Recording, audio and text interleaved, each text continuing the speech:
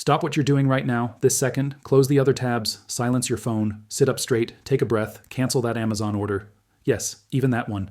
She will never match you back. Focus. Are we clear? Good. Because if you own gold, physical, ETFs, mining stocks, any of it, do not sell a single ounce, do not click a single button, do not make a single move until after you finish this video. Something just happened in the global gold market that should not be possible in a functioning financial system. Not rare, not unusual, impossible. And yet, here we are. Ladies and gentlemen, this is Paper to Atoms. It is January 26th, 2026, and I'm about to tell you something that Wall Street said could never happen, central banks hoped would never happen, and the paper gold market is absolutely not prepared to survive. Yesterday, January 25th, we talked about stress building in the physical gold market. We talked about the widening spread between paper prices and real-world delivery. We talked about unusual volume coming out of Asia, while Western exchanges pretended everything was normal. And I told you that if the East kept demanding physical metal at this pace, something was going to snap. Not drift, not slowly adjust, snap. And you know what happened? China stepped into the market and quietly, aggressively, unapologetically absorbed 23 metric tons of gold in a single coordinated wave of buying, and the global price detonated through $5,100, not nudged, not tested, blasted. Overnight, bids in Shanghai surged, premiums expanded, and Western paper markets were forced to chase a price they clearly did not expect to see this year, maybe not even this decade. Yesterday was tension. Today is rupture. Yesterday we were watching stress fractures in the system. Today we are watching the fault lines split open in real time, because this was not retail buying. This was not jewelry demand. This was not seasonal restocking. This was sovereign scale absorption of physical metal at a moment when inventories were already drained, vaults were already tight, and confidence in paper promises was already collapsing. And what makes today even more explosive is not just that gold crossed $5,100, it is how it crossed. It is where the metal came from, and it is who could not stop it. Here's the thesis, and I need you to hear this clearly. China just absorbed 23 metric tons of physical gold into strong hands, while the global paper price exploded past $5,100 per ounce. And the futures market did not stop it. The bullion banks did not cap it, and the usual suppression mechanisms did not even slow it down. The same contracts, the same exchanges, the same banks that have leaned on this market for decades, and this time they failed. In a functioning market, this is impossible, because when a buyer of that size enters the market, price discovery is supposed to happen gradually. Supply should appear. Arbitrage should balance regions. Liquidity providers should dampen volatility. Spreads should tighten, not blow out. But that did not happen. Instead, physical metal vanished, premiums widened, and the paper market was forced to reprice violently upward just to keep up with real-world demand. That is not stability. That is not order. That is a system losing control of the very asset it claims to price. Let me be very precise. When sovereign-scale physical demand overwhelms the paper market's ability to source metal, you do not have price discovery anymore. You have price surrender, and I'm going to prove it to you with numbers, with data, with evidence that even the most skeptical person cannot deny. So buckle up, focus. Let me show you exactly what happened. Let me start with the numbers, because numbers do not lie. Politicians lie, bankers lie, the media lies, but mathematics is truth. Yesterday, January 25th, spot gold in New York closed at $4,272.40. Futures volume on COMEX was elevated, yes, but not panic level. Open interest was heavy. The paper market was comfortable. Comfortable being short, comfortable leaning on rallies, comfortable in control. Now let's look at Shanghai. The Shanghai Gold Exchange benchmark yesterday settled at the yuan equivalent of $4,131.85 per ounce. That was already a $59 premium to New York. Elevated. Concerning. But still within the realm of temporary dislocation, the excuse they always use right before something breaks. Now let's move to today. Within hours of Asian trading opening, aggressive buy orders hit the physical market. Not contracts, not options. Physical kilo bars, the kind that leave vaults and do not come back. Shanghai pricing surged to the equivalent of $5,146.20 per ounce. Let me say that again, $5,146.20. At the exact same moment, COMEX spot was still trading $4,198.10. That is a $148.10 spread between East and West for the same metal, same purity, same global asset. That is a 2.96% physical premium in the largest gold-consuming region on Earth.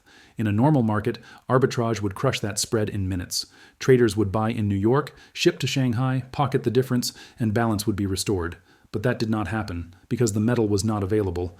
Registered COMEX gold inventories fell again, down to 8.2 million ounces eligible for delivery against contracts representing more than 41 million ounces of open interest. That is a paper-to-physical leverage ratio of roughly 5-to-1 just in deliverable categories, and far higher when you include total open interest. Meanwhile, premiums on kilobars in Hong Kong jumped to 167s over spot. In Singapore, dealers reported 2-week delivery delays. In India, imports were quoted at $182 above London spot. This is not one market moving. This is global repricing. Gold has exploded, premiums have exploded, physical availability has collapsed. Let me connect this to yesterday.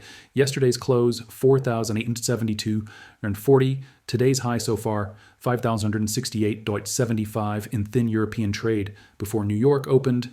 That is a 296 on 35 move in less than 24 hours. That is a 6.08% one-day move in what is supposed to be a slow, stable, boring monetary metal. For context, during the 2008 financial crisis, gold's average daily move was under 2%. During the 2011 run to the old all-time high, 3% days were considered extreme. Today, we more than doubled that. Let me say that again so it sinks in. This move is twice as violent as the panic phases of 2008 and 2011. And here is where it gets really interesting. The futures market did not lead this move, it chased it. Usually, COMEX spikes first on paper momentum, and physical markets reluctantly follow. Today, the opposite happened. Shanghai led, physical led. The West scrambled behind it. The same banks, the same desks, the same algorithms, but this time they were reacting, not controlling. Silver moved, gold moved, mining shares moved, but physical premiums moved first. That tells you the driver is not speculation. It is demand for real metal. And 3 things have now happened. The East has repriced gold higher. The West has been forced to follow. The spread between paper and physical has widened, not closed. That is not how a healthy market behaves. That is how a market behaves when supply is being drained, confidence is collapsing, and the pricing mechanism is losing authority over the asset it claims to represent. And this is just the beginning of the numbers. Now, let me put this in perspective because I do not want you to think I'm exaggerating. We have seen big moves in gold before. 1973, when the dollar broke from gold and the metal exploded into a new monetary era. 1980, when inflation panic and geopolitical fear sent prices vertical. 2008, when the financial system cracked and investors ran for safety. 2011, when sovereign debt fear in Europe pushed gold to what we thought was an untouchable high. But in every one of those moments, the pricing mechanism still functioned. In a normal market, when price spikes in one region, traders move metal. Arbitrage closes the gap. Supply responds to demand. The system bends, but it does not break. But today, it is not bending, it is failing. Because the arbitrage is dead, not difficult, not expensive, dead, can we not ship gold from New York to Shanghai? Of course we can. Planes exist, logistics exist, vaults exist. So that is not the problem. Can we not ensure shipments? Of course we can. That market is mature, liquid, global, so that is not the problem. Can traders not see a $148 price difference and rush to capture it? Of course they can. That is what they are trained to do. So why is the spread still there? Because the gold is not available in the size required to close it without detonating the Western pricing system. That is the problem. In 2008, inventories were ample. In 2011, ETFs were still accumulating and could be tapped. In 1980, central banks were still net sellers into strength. Today, central banks are net buyers. ETFs have already been drained. COMEX registered inventories are a fraction of what they were a decade ago relative to open interest. We are not in a cycle. We are in a depletion phase. And here is the key insight you need to understand. Price spikes used to be driven by fear. This spike is driven by absence. Absence of metal, absence of trust, absence of sellers willing to part with physical supply at paper prices. In a normal market, higher prices bring out supply. But today, higher prices are causing hoarding. Refiners are reporting delays, vault operators are reporting outflows, sovereign buyers are bypassing London entirely and going direct to producers. That is not a rally dynamic. That is a structural break dynamic. And this is where it gets really uncomfortable for the people who run the paper market, because their entire system depends on one assumption, that most contracts will be settled in cash and only a tiny fraction will ever demand metal. But what happens when a large buyer does not want cash? What happens when they want bars, pallets, planes, tonnage? You get exactly what we are seeing right now. Spreads blowing out, premiums exploding, paper markets chasing physical reality instead of dictating it. That did not happen in 1973. That did not happen in 1980. That did not happen in 2008 or 2011. This is different. This is what happens when a pricing system built on leverage collides with a world that suddenly wants delivery. Now, let me tell you what happened yesterday that makes today's move even more significant, because right before this price explosion, right before China stepped in and vacuumed up physical supply, the usual pressure tactics showed up like clockwork. The CME issued a margin adjustment notice on gold futures late in the session, a routine risk management measure, they said. Margins were raised just enough to squeeze leveraged longs, just enough to force weaker hands to liquidate, just enough to try to cool the rally before it turned into a breakout. They did this specifically to slow momentum. They did this specifically to shake out speculators. And, critics would argue, they did this at a moment that just happened to benefit the large commercial banks that are structurally short on the futures exchange. Because when margins rise, small traders sell. When small traders sell, price dips. When price dips, short positions get relief. That is the game. It has been the game for decades, and for about 6 hours, it looked like it might work. Gold dipped from $4,910 down to $4,242 in thin after-hours trade. Financial media called it profit-taking. Analysts said the rally was overextended. The narrative machine went into overdrive. But then something happened. Physical bids did not disappear. They grew. Asian markets opened, and instead of backing off, buyers stepped in harder. Larger orders, faster execution, less sensitivity to price. This was not hot money. This was strategic acquisition. So the paper smash met a wall of physical demand, and the wall did not move. Let me be clear about the sequence. They raised margins, they leaned on price, they expected liquidation. Instead, they got absorption. Instead of longs panicking, metal left vaults. Instead of price collapsing, it based and then exploded higher once Asia took control of the tape. This is the part they did not plan for. Because margin hikes work when the market is leveraged and emotional. They fail when the buyer does not care about leverage and is not trading for profit. Sovereign buyers do not get margin calls. Central banks do not panic sell. Strategic accumulators do not care about a $40 dip when they are repositioning reserves for a currency transition. And here is where the pressure shifts from price to structure. Bullion banks, JP Morgan, HSBC, Bank of America, the usual liquidity providers, rely on the ability to source metal if delivery demand rises. Not always immediately, not always cheaply, but reliably enough to maintain confidence in the paper system. But what happens when the sourcing window closes? What happens when refiners are booked, when Swiss exports are already committed, when London vault outflows are accelerating? You get a market where price suppression tools still exist, but supply elasticity does not. That is dangerous. Because the old playbook assumes time is on the side of the shorts. Push price down, shake confidence, wait for sellers. But this time, the dip brought buyers, not sellers.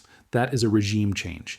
We saw a preview of this dynamic on Silver Sunday in 2011, when margin hikes temporarily crushed price, but only after a parabolic move exposed just how tight the physical market had become. Back then, inventories were larger. ETF metal was more accessible. The system had buffers. Those buffers are thinner now, and this is where it gets really interesting. The very tool designed to stop a breakout may have confirmed to large buyers that the paper market is defensive, reactive, and vulnerable. If you are a sovereign accumulator watching this, what do you conclude? You conclude that price dips are artificial. You conclude that supply is tighter than it looks, and you accelerate purchases before the window closes. So the attempt to suppress momentum may have signaled urgency instead. They tried to cool the fire. They poured gasoline on it. Because once Asia pushed price through $5,000, stop orders triggered, algorithms flipped, and Western futures traders who sold the margin dip were forced to chase the rally higher. The shorts were comfortable, then they were nervous, now they are trapped. And when large shorts are trapped in a market where physical supply is tightening, volatility does not decrease. It explodes. Now let me show you what is happening in other markets, because gold is not the only thing exploding right now. When a monetary metal makes a move like this, it sends shockwaves through every corner of the financial system. Currencies react, bonds react, industrial metals react, and the fractures that were already forming suddenly widen. Let's start in Shanghai. In Shanghai, gold was not just up, it was bid with urgency. Volumes on the Shanghai Futures Exchange surged, and premiums over international benchmarks widened even after the price spike. That tells you this was not speculative froth. This was follow-through demand. Buyers in China were willing to pay more after a historic breakout, not less. Now move to India. In India, local dealers reported retail premiums jumping above $180 per ounce over London spot. Wedding season demand is one thing, panic monetary demand is another. When households in the world's largest gold-consuming culture start paying triple-digit premiums, it means trust in currency is slipping at the street level, not just in central bank boardrooms. Now look at the bond market. U.S. Treasury yields spiked early in the session, then reversed sharply as gold broke higher. That is a classic stress signal. Money is leaving long-duration debt and seeking hard assets. The 10-year yield briefly touched 5.02% before sliding back under 4.9% as volatility surged. That kind of whipsaw is not normal repositioning. That is instability. Because when gold and yields rise together, it signals inflation fear. When yields fall while gold rises, it signals confidence fear. Today we saw both in a single session. That is systemic stress.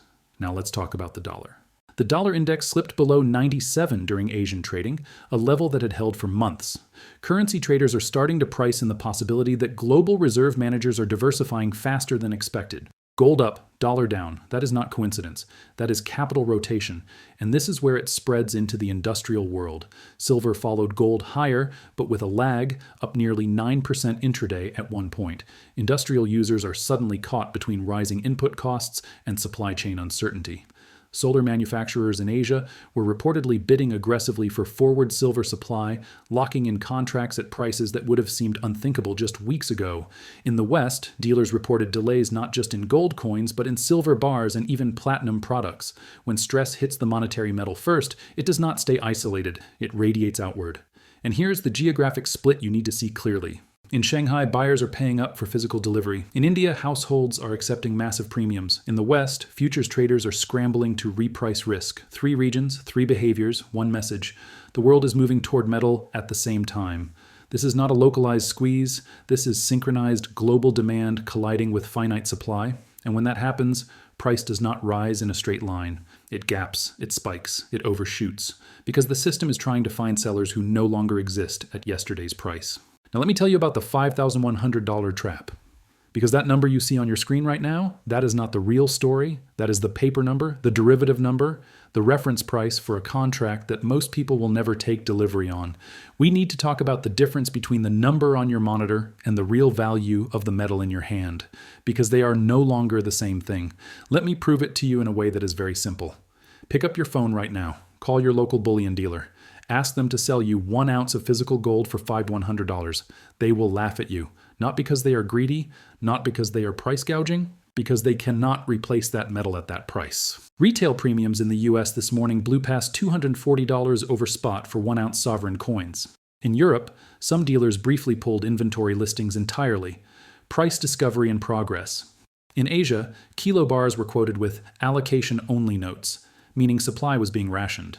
So while the screen says $5,100, the real acquisition price is closer to $5,300 to $5,350, depending on form and location. That gap, that difference between paper and physical, is the trap, because the financial media will tell you gold is overextended at $5,100.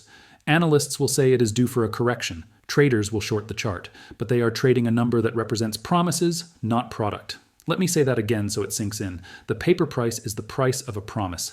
The physical price is the price of possession. And when trust in promises erodes, those two numbers separate.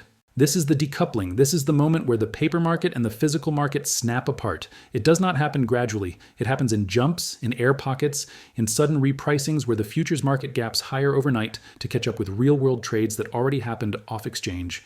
And here is why this is dangerous for the paper system.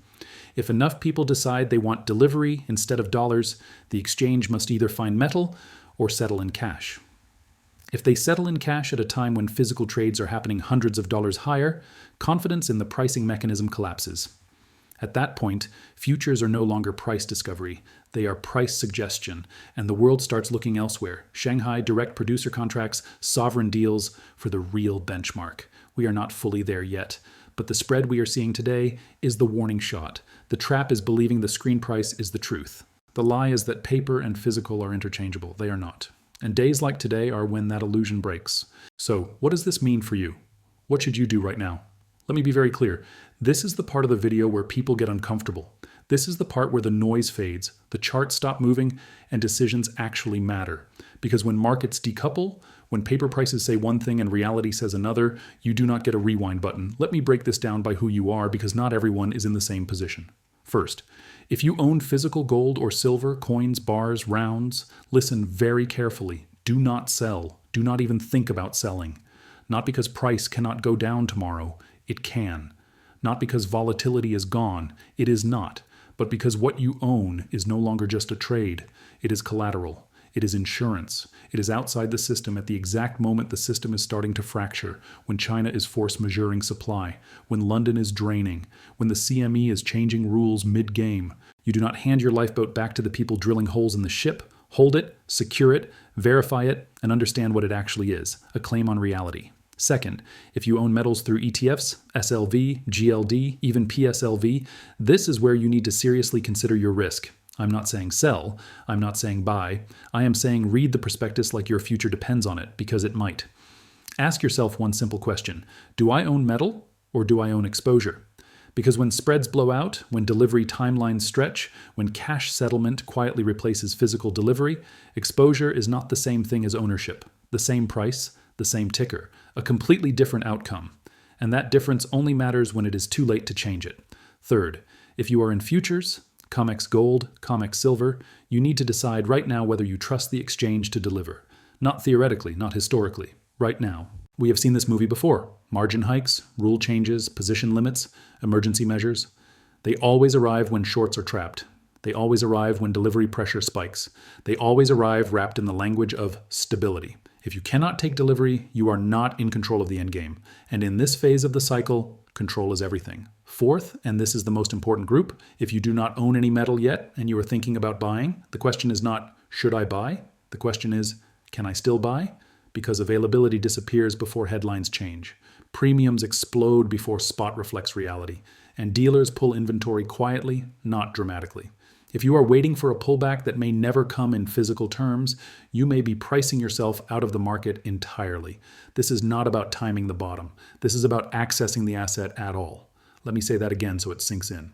This phase is about access, not price. And no, this is not financial advice.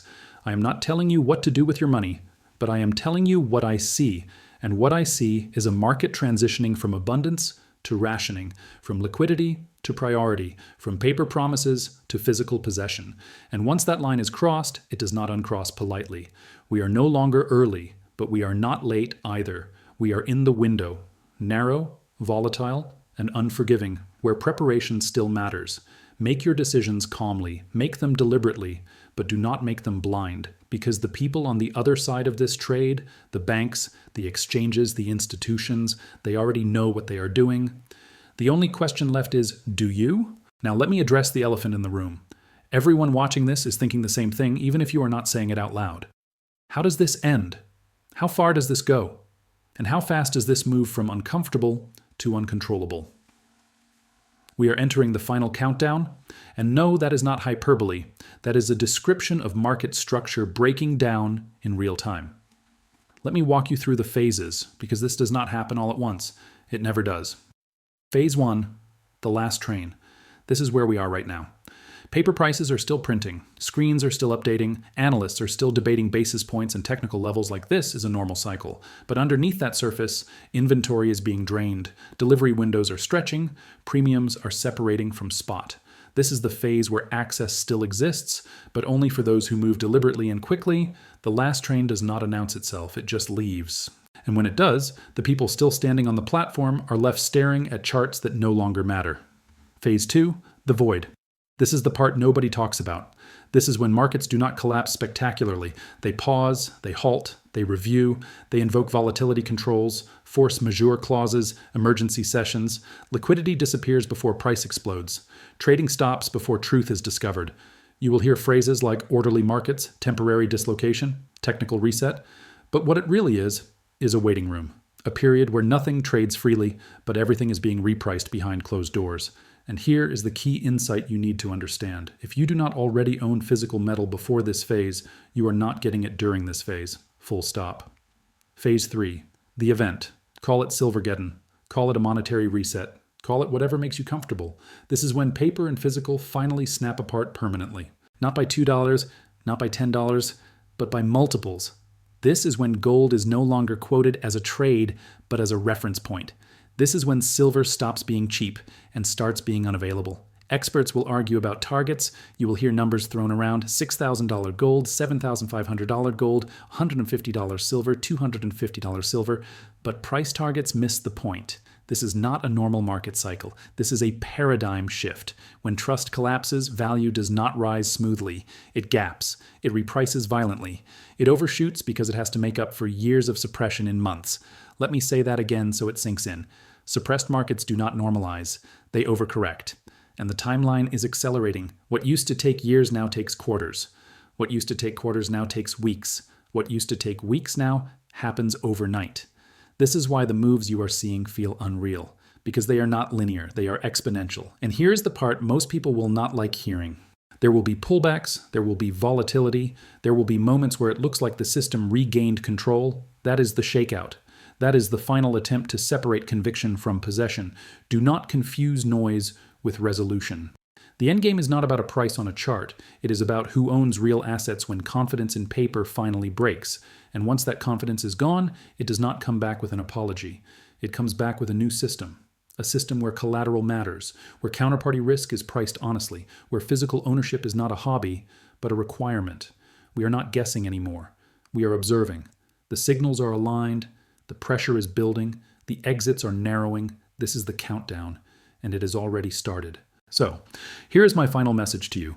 What you are witnessing right now is not noise. It is not hype. It is not another cycle that resets quietly and goes back to business as usual. The paper system is cracking, the physical market is asserting itself, and the gap between the two is no longer theoretical. It is visible, measurable, and accelerating. We talked about the numbers, we talked about the manipulation, we talked about the global drain, and all of it points to the same conclusion. The time for debate is over. The time for watching is over. The time for assuming they have this under control is over. The paper market is dying. The physical market is taking over. And if you are holding physical metal right now, understand what you actually have in your possession. You are not holding a trade. You are holding collateral for a system that is being rewritten in real time. You are holding something that does not need permission, does not require trust, and does not disappear when the lights go out. They want you confused. They want you second-guessing. They want you to believe this is temporary. Do not sell. Do not let them steal your metal. Do not let them shake you out at the exact moment they are panicking behind the scenes. The target is higher. The timeline is accelerating. The fundamentals are undeniable. This is paper to atoms. If this video opened your eyes to what is really happening in the precious metals market, do me a favor right now. Hit that subscribe button and smash the bell icon so you never miss an urgent update like this. The information I share on this channel could be the difference between protecting your wealth and losing everything to the paper market collapse. Like this video if you are holding physical and you are not selling. Share it with anyone you know who needs to understand what is coming, because the mainstream media will not tell them. Your financial advisor will not tell them. But I will every single day, right here on Paper to Atoms. And here is a question for you. Leave it in the comments below. Are you holding physical metal or paper exposure right now? And have you noticed premiums changing where you live? I read every single comment, and I will see you in the next update. Remember, get out of paper, get into physical. Go, go, go.